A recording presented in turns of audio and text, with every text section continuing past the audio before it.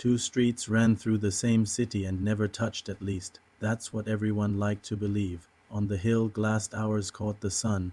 Apartments there had windows that sealed out noise and air and consequence. The rich woke to silent rooms and coffee machines that remembered their preferences.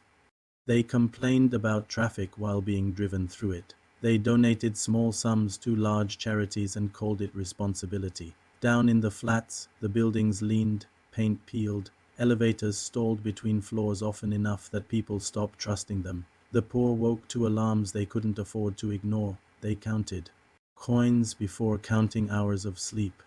They worked in kitchens, warehouses, and call centers located inside the same shining towers they could never enter through the front doors. Every morning, the hill sent its waste downhill, trash trucks, runoff decisions. Every morning, the flats sent labor uphill, bodies, time, quiet obedience. The system functioned because both flows stayed invisible.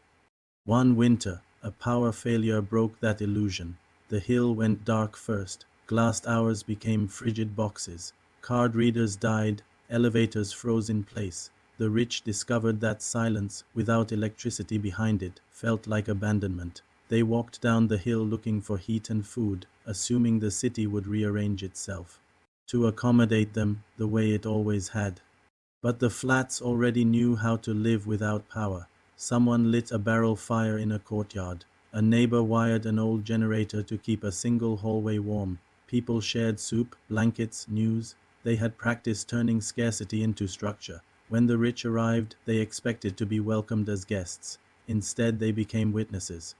They saw how many favors held this neighborhood together, how many debts were paid in effort instead of money.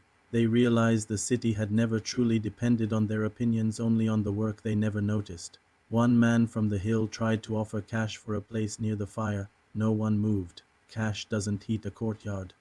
A woman from the flats handed him a cracked mug anyway, not out of kindness but out of principle. Nobody freezes if someone has a flame. He understood the generosity for what it was, not a gift, a rebuke. By the third night, the lights returned. The hill climbed back to its towers. The flats went back to their shifts. The system resumed.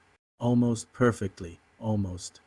Some of the rich now knew that their comfort wasn't evidence of merit, only insulation. Some of the poor had seen in the dark how much power they already carried when the abstractions failed. Nothing changed immediately. Cities rarely do. But the story people told themselves about who depended on whom cracked, and once a story cracks, it never seals the same again.